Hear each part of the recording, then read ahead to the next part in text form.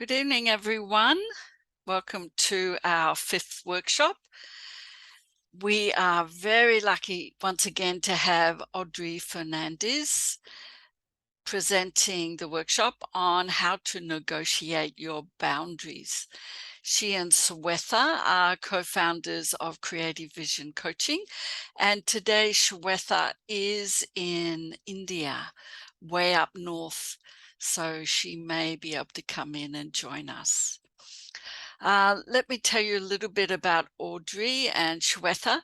They were at our last Global Women's Peace Network Assembly, and Shweta was our moderator and Odri was one of our presenters. They are also global partners, the organization and their global friends, and they are also part of the GWPN committee and part of our committee that looks at our Global Women Peace Ambassador laureates, helping select them. So it's a really wonderful partnership that we have with Odri, Shweta, and of course, CreatiVVision Coaching. So I'm going to hand it over to Odri now and sit back and enjoy. It's always a pleasure to listen to Odri and the coaching that she gives everyone. Over to you. Thank you, Anne. That was gorgeous. Really appreciate you. And we have loved being a part of GWPN, and it's just phenomenal to see what you guys are doing and how much work that is being put in. So it's absolute pleasure to be a part of this. And super excited for our second workshop together. And I look forward to an amazing discussion about this, because this is a very important topic and this is one of my favorite topics. So let me share my screen. Can everyone see the screen? Yep. Amazing. One second. So you can see that they are a dynamic duo and really bounce off each other. It's really great.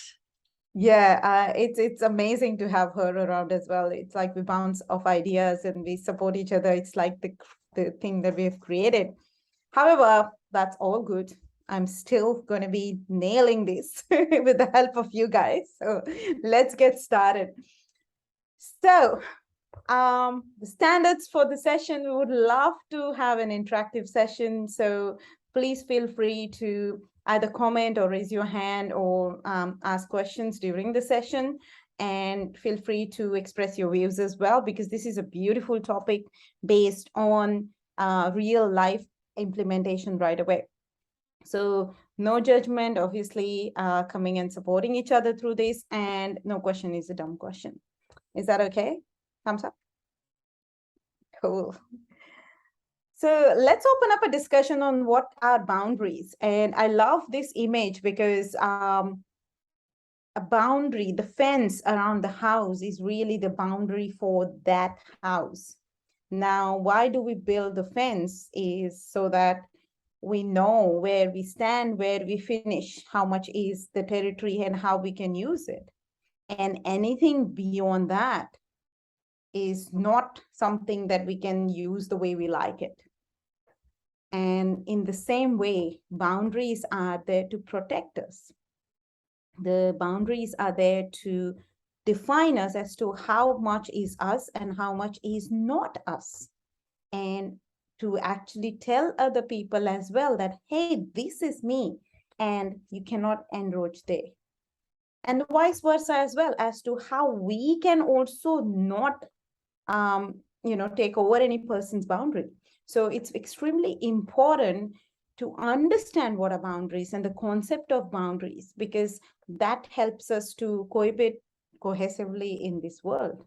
We are human beings, and we are the creatures of tribe, right?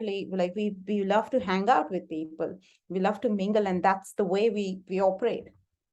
But if we go on stepping over other people's boundaries, or we let other people step over our boundaries, then it becomes a not so pleasant experience for us.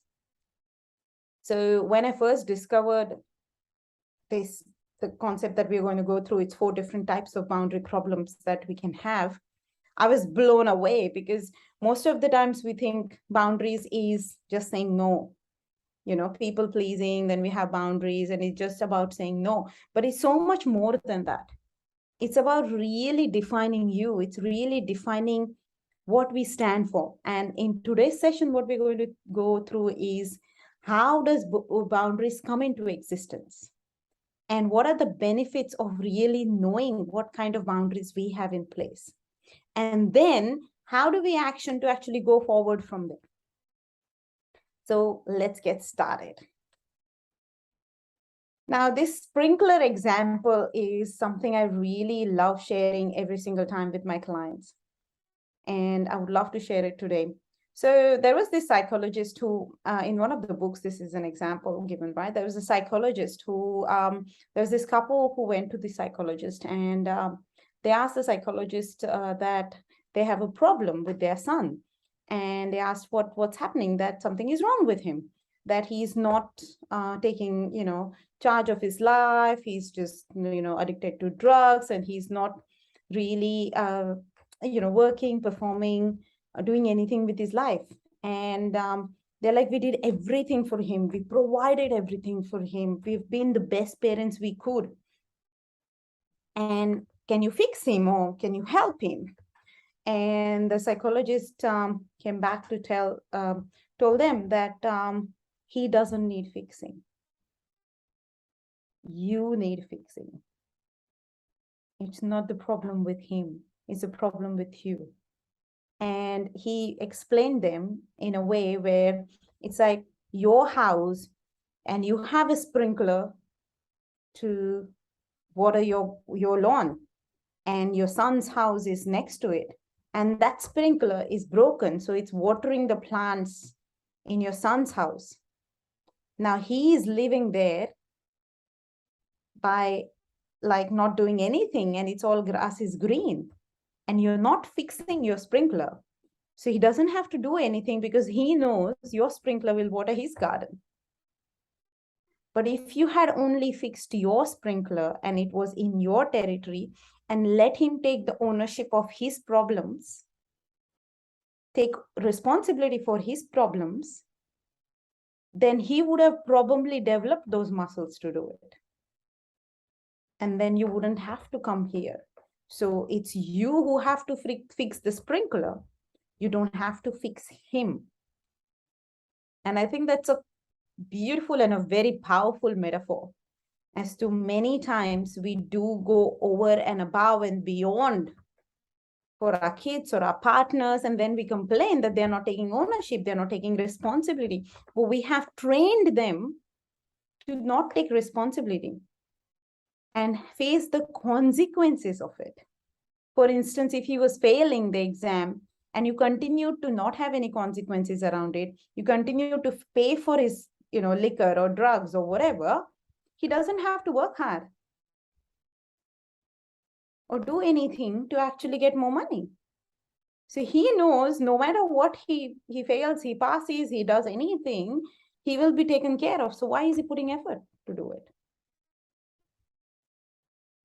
So I love this example, and this was eye-opening for that couple, and they had to obviously realize that it's they who has to fix the sprinkler. And this I love, because I was married and I'm divorced now. I'm with an amazing partner. But prior to that, I was in a relationship where I was putting in so much effort, and I was going above and beyond, and and I'm like, I don't get any affection. I know, but he does nothing for me. And I realized that I was just doing everything. No matter he's angry, sad, however it is, he doesn't listen to me. There were no consequences for his behavior. So it was this very important concept for me to learn. And then later, when I owned my own fitness center, I ran a fitness center 5 years. And it was amazing to empower our staff members as well. Because even with the teams, There are boundaries, there are consequences. There are responsibilities that you need to take. So boundaries is a very important concept, not just pertaining to saying no to somebody, but it's a lot more than that. So, any questions so far? What are you loving? What are you learning? Anything? I love it. That's awesome. It's Thank you, Anne. so true. It's authoritative parenting. Yeah, absolutely. And it's amazing how so many areas of our lives we need to, really empower ourselves with it. Yep. So, what are the examples of boundaries? There are so many boundaries. It's not just, like a fence. So, their skin is a boundary. How you got to be touched, how much touch is good. There is words, how you can speak to me, what you can speak to me, what is the limit? That is a boundary. Geographical distance, how close to come to me, where to stand, how to stand, that is a boundary. Time, how much time you can give a person, how much time they can ask of you, when they can ask time of you, that's a boundary. Emotional distance, some people just dump their emotions on you and get you upset about it. So how much emotional this baggage you can carry for others and how much emotional baggage you can dump on others, that's a boundary.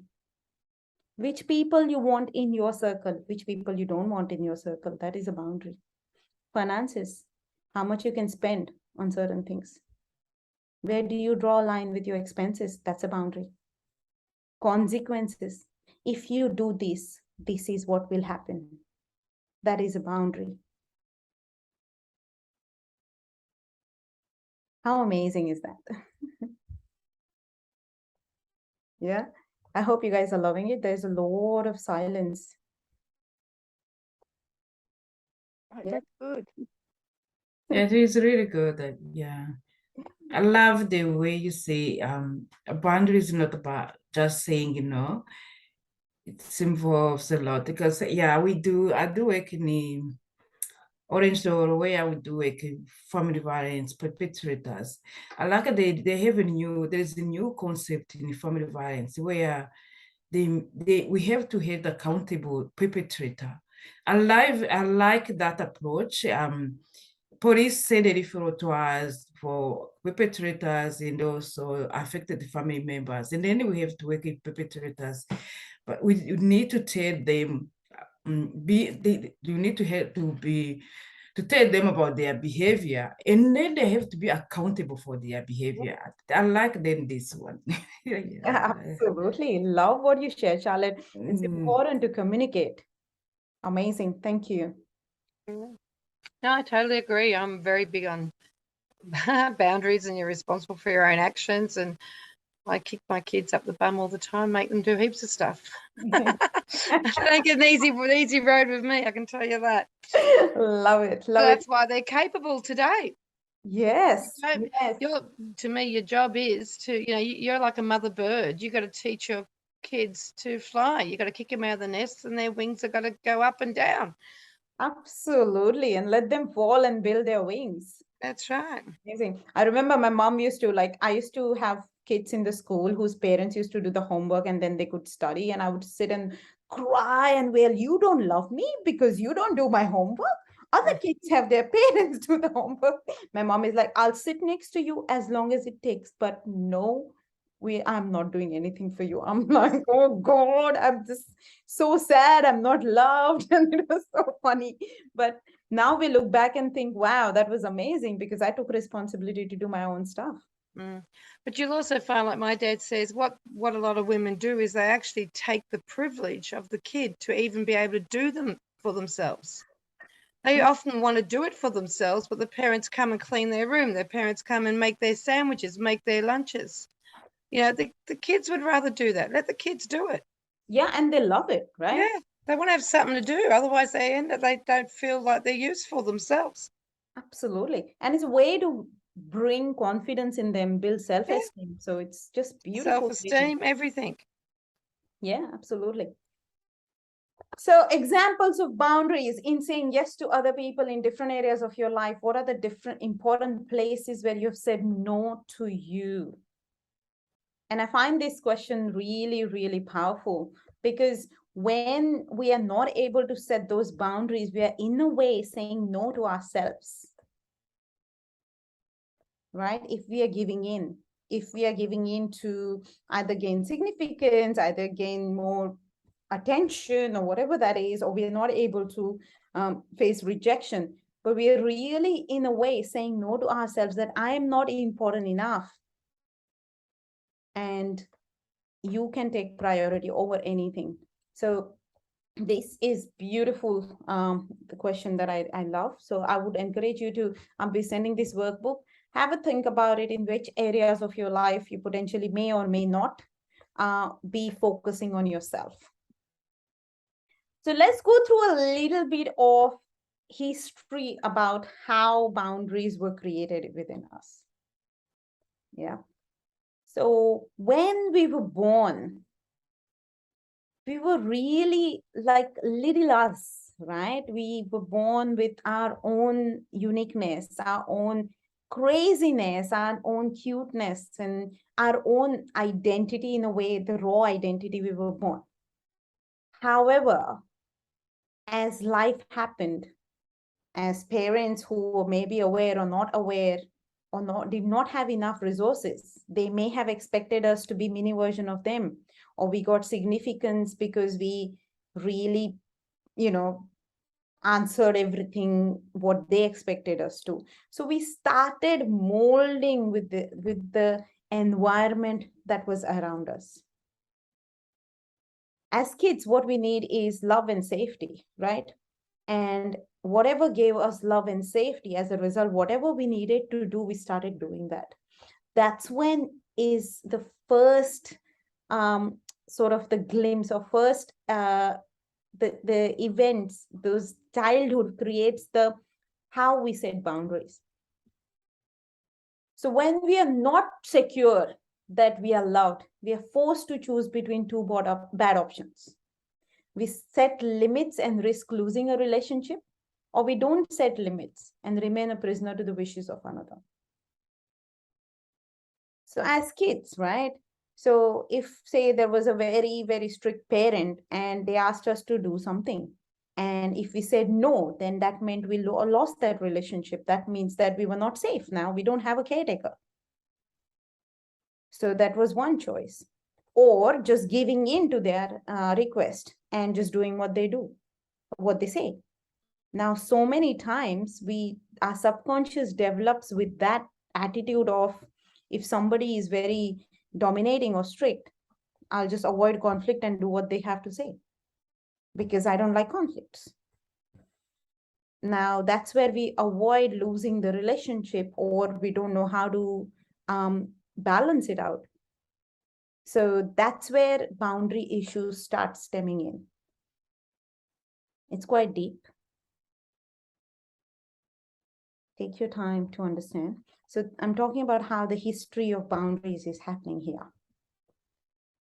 So as kids, these are some of the examples of how boundaries were violated.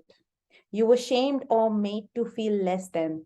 For instance, when you're kids and you didn't get the marks as good as your older sibling or younger sibling, there are adults who still operate from that insecurity, that I'm not good enough. You felt judged, belittled, and singled out. Not to cry, men don't cry, don't show emotions. Then abused, some have physical abuse, childhood sexual abuse. You were told how to feel and how to think about religion and sex. Some of the houses we had where their sex was the taboo, you can't speak about it. So you grow uncomfortable about sex, and intimacy is uncomfortable. And then you don't talk about intimacy. Like we work with clients who are not able to speak about their sexual needs. Their intimacy is so low, like they just give in to their partner's demands because they're not able to speak up. Now, you were told to grow when you were still a kid. If somebody was step up because they're the older sibling or parents are addicts or something like that, they had to take up the roles of being an adult. You were punished without giving an explanation, so you didn't know. Your parents were one of over-disciplined or had no structure or boundaries. Most of the times you see, like you can tell how the parenting would have been. For instance, extremely organized kid would have been because the parents were really clumsy and not organized. So the kid took over the role of becoming the organized one. So we take up so many roles. Or you were compared to other siblings or other children. So all of these and many more examples can really contribute to how we develop our boundaries, right? As a kid, we were raw, but all that life happened. Now we can't stop life from happening. All we can do is awareness, right? So it's not about, oh my God, like, how can we raise a perfect child? It's not how can we raise a perfect child. It's about how can we make them aware of what has happened in order to deal with probably what are the limitations set by the circumstances they have lived with.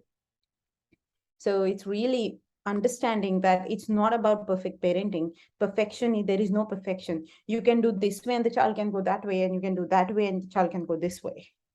But it's about bringing the self-awareness into the children. That's one of the things that we should really focus on.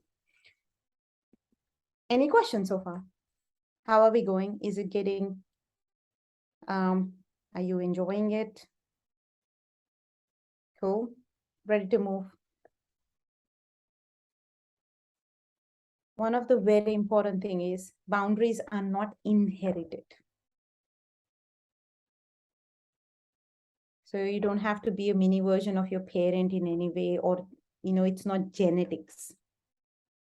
You hear kids saying, or parents saying, oh, they are just like me, they don't do it, or the kid is not doing it, she's exactly behaving like me. They are not inherited. So if it is if the person is behaving just like the parent, or you notice certain qualities of yourself that you're behaving like your parent, you got to really go through the realization and the journey of why you're behaving like that, and understand the perspective and break through those. Because if it is not serving you, if not resourceful, then it's not worth keeping it. Yeah. And boundary conflicts are not limited to those who can't say no.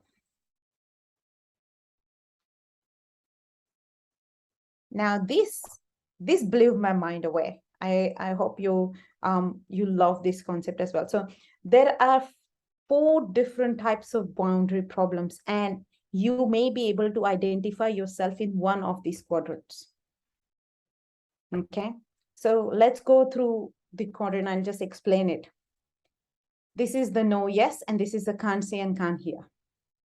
The compliant is the one who can't say no.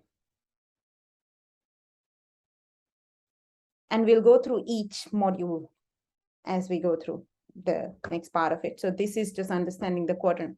The compliant is a person who can't say no. A controller is a person who can't hear no.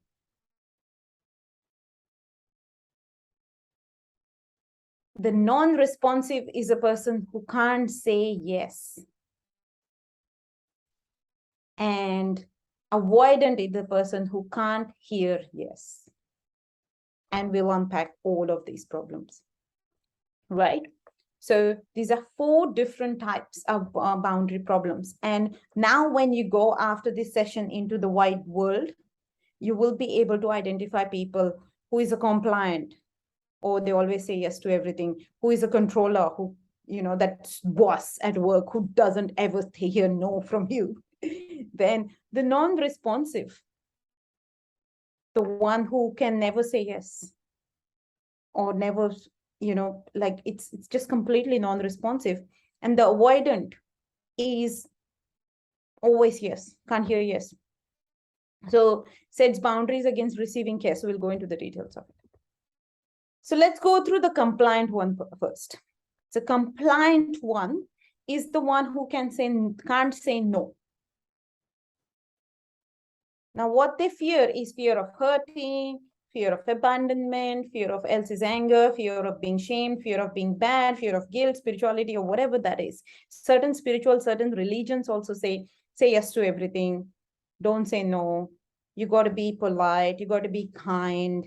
You have to always respect elders. You have to always respect guests. You have to respect. So there are so many cultural values, beliefs, religious values, beliefs can come into it. However, can't say no can be a real problem, because then you're saying no to yourself. And you say yes to the bad things as well. Because sometimes you give your time, sometimes you give your energy, sometimes, it can result into a burnout, because at work you're not able to say no, or at work you're taking on more, at home you're taking on so much more work because you just can't say no. So that's a compliant. The name itself suggests it's compliant, a person who can't say no. Yeah, any questions with this? Cool. This is the easy one. Now this is the avoidant. The avoidant is, now before I just want to explain, a boundary should be, the house, the fence, it should be penetrative, right?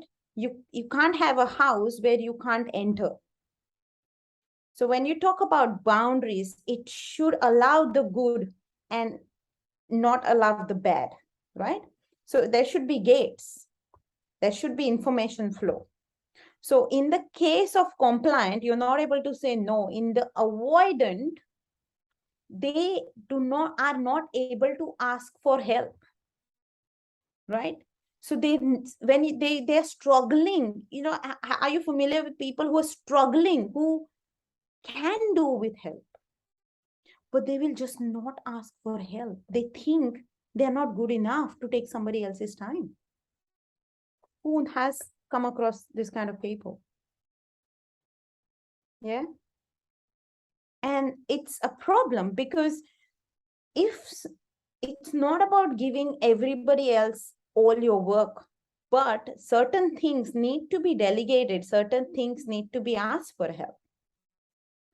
Some problem that is not able to be handled by you, you can ask for help, but they have problem with asking for help. But if sometimes compliant, avoidance can be compliant, they can say yes to everybody else, but no to help.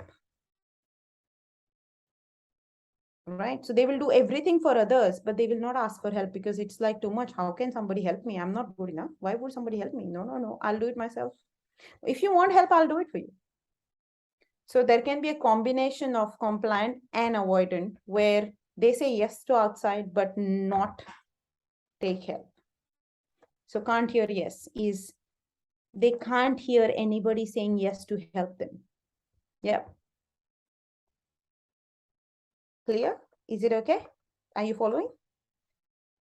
Now, compliant avoidants suffer from what is called reversed boundaries. They have no boundaries where they need them, and they have boundaries where they shouldn't have them. So they don't let the good in. So their boundaries are reversed, which is quite interesting, isn't it? Like, you help others, but take help as well when you want to. But the compliant avoidance don't take help. Yeah. Are these two quadrants good? Next. The controller. This kind of boundary problem is people who are very controlling. They don't respect other people's emotions. They don't understand what other people feel, their challenges, their problems. They will enforce their decisions or what they need get done onto you. So aggressive. It's all about them. I need this. They could be manipulative, right? They could seduce others into saying yes to carry their burdens. They will just not respect other people's boundaries. So it's like, coming into your territory and taking it. They want your time, they want your efforts, they want everything, but they will not acknowledge it. They will manipulate you. They could do, like, oh, I'm sad, I'm upset, or whatever. How can you not do it for me? Am I not important to you? And stuff like that. So that could be a manipulative controller. Yeah. So aggressive, that's one of the qualities. Or they could be very manipulative, not aggressive, but very linguistically manipulating people. Non-responsive. So usually they could be a controller, and the controller could match up with the non-responsive, which is they're very critical towards others' needs. So they just do not, like, they don't respond, they don't respect your needs at all. So they will just be aloof, and they will never let anybody in their lives. So that is a non-responsive. They will have big, huge boundaries around them. They will never let anybody enter. So you cannot have a good relationship with them, because they will never share with you anything. It's never about other people. It's only about them. Narcissist. So controlling, non-responsive can be a narcissist, right? So these are the 4 quadrants. Now, what happens when a rescuing, enabling person meets a controlling, insensitive person? So what happens when compliant, avoidant meets a non-responsive controller?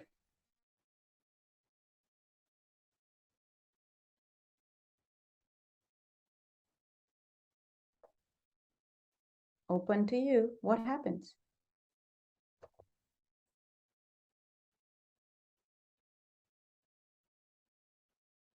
Anyone has the answer?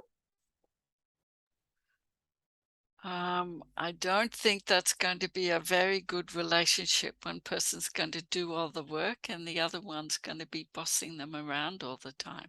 But hey, these people love doing all the work, remember? Yes, but And they're they going to don't get take help. burnt out and secretly start hating the other Yes, person. yes. However, because they are doing all the work and not allowing anybody else to do the work,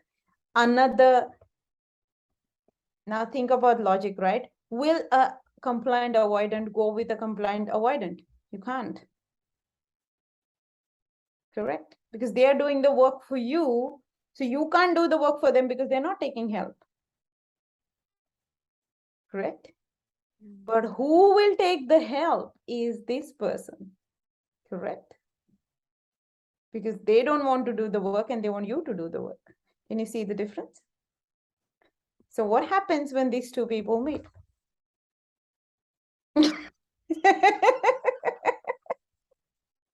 It's a joke. However, in a mild form, that is how relationships get formed. Because a compliant avoidant is not taking help but ready to do all the help. Now, if you bring a compliant avoidant and another compliant avoidant, it will conflict, because they don't want to take help and they don't want to take help. So how is the relationship going to be formed? But if you bring a compliant avoidant and a controller, do the work for me, they keep doing the work for me. Do the work for me, keep doing the work for me. That's how the relationship forms. Unless they are aware of their boundary problems, they will continue to do. Maybe in the honeymoon phase, it will be fantastic because one is doing all the work and other person is taking all the benefits of it. But eventually, when they realize that this is the problem, that's when the problems start hitting. So awareness of this is extremely important. So yes, we are almost towards the end of the session and open for questions. So let's open up. What areas of your life can you identify yourself in, which quadrant? And if you have any questions around applying this knowledge in your life and how to apply this knowledge in your life, and if you want to share any examples of what you've realized during the session.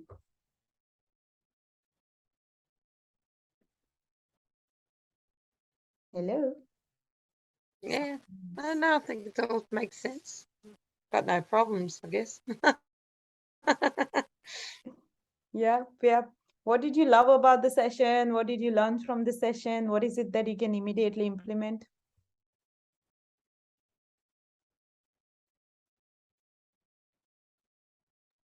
I think they're really deep points, and it makes you reflect deeply about yourself and your journey and your relationships, your parenting style, and also the way you were parented. Yeah.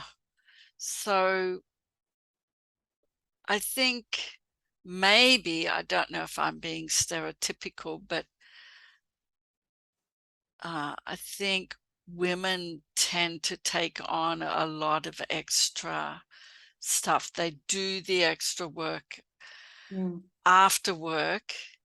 And I think in that relationship between couples, they need to have really deep conversations around, you know, those boundaries actually, and how they can support each other so that one person doesn't start feeling burdened and overwhelmed. Yeah. Because they're, you know, these days everyone is working. Yes. And so we also have the jobs at home. So yeah, it's really deep stuff to look at actually. It's amazing how you put it, because having those conversations is such an important element in this era, right? So for instance, we came from the, as you look at the evolution, you think about, you know, the women stayed at home and the men went into the fields and did the hard work or hunting or whatever they did. And that time it was the duties were very different to what was done. And when they came home, the women took care of the kids and everything. But now, literally, most of the couples, they're involved in desk jobs. But some of the cultures, it still continues to have the man come back to work and sit by the television, and the woman is still more involved, in spite of both doing similar kind of jobs, similar the volume, like a physical exercise in a way. And having those conversations as to how, you know, not stereotyping that a man is meant to only do that bit and a woman, but how you can evolve with the changing times and create that better relationships by having better communication and not causing the boundary issues in a way. Because in a way, certain cultures like sort of train the men to be a particular way, right? And from the childhood, they see their parents, they see their dads doing something, and they just groom that way. And that's where the boundary problems originate. And sadly, a lot of the mothers train their sons and daughters to be that way. It's it's actually really ridiculous. The mums are maintaining the stereotype. Yes. Absolutely. And now it's more that, don't you just put a computer in or an iPad in front of them? That's become more the babysitter now. It's got the iPad in front of everyone, even the husband. All I see today is mum, dad sit on their iPads, and so do all 4 children. Absolutely. Scary future, I reckon. Yeah. So having those conversations, I think sharing your feelings to each other is so important, because then it stops that tension and then the explosion when it just becomes too much. So really being honest and knowing ourselves, I guess, right? And learning things like this. What are those boundaries? What are those areas, and where do you fall into? And each other, and being honest and caring for each other is so important. Yeah. And it's creating the life of, you know, a beautiful harmony, love, peace, and open communication. Because you know, when we train our client, they work with us and they're like, oh, I'm going to communicate it like that. How can they do that to me? And it's like, no. The change doesn't happen overnight, right? You suddenly realize that somebody's controlling you. You don't go out there and you are controlling me. You can't do that. So Yeah. it's like really the change has started within you. So slowly starting to shift in a way which is not suddenly disrupting the way things are, but communicating that, hey, I've learned this. Now, can we have a chat about it? How can we change our lifestyle to meet my new learning? Hey, Jacinta, how are you? It's almost come to an end and you coming now? We can't hear you. You're on mute.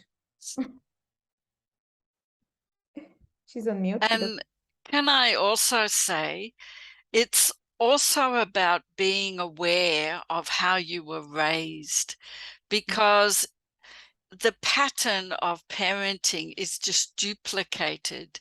It goes on and on and on. And so if we're not aware of how the parenting affected us and how we react to it, we will, and we love or we didn't love different situations. But if we're not aware in ourselves and really, really work against duplicating the same issues, we're not changing anything. Yeah. And it is the journey to peel those layers of the tribal cycle of all the past experiences that have built the beliefs. And it's a process, right? It's a journey that you take. And it's a beautiful journey. However, it can be confronting, very confronting, because we all we love to protect that side of us. We protect our parents, protect our loved ones. However, they did the best they could from the resources they had. And I always remind my clients, they did the best they could from the resources they had. It's not blaming anybody, but really developing the awareness to how do we change from now? How do we forgive ourselves for the mistakes we have done? And moving forward is the key. And forgive others, actually. Yeah. If you forgive others, it actually frees you. That's the magic of forgiveness. Yeah, it's really true. Amazing. Thank you, ladies.